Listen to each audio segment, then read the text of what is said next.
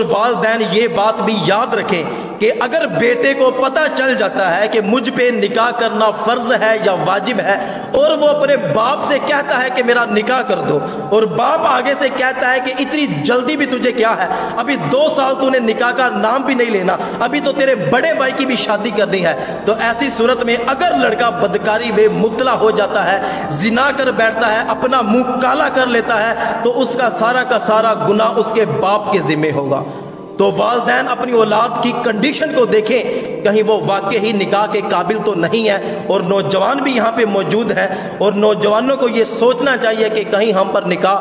واجب اور فرض تو نہیں ہے۔ تو اگر واجب اور فرض نہیں ہے تو پھر بھی نبی کریم صلی اللہ علیہ وآلہ وسلم کی سنت مبارکہ پر عمل کیجئے۔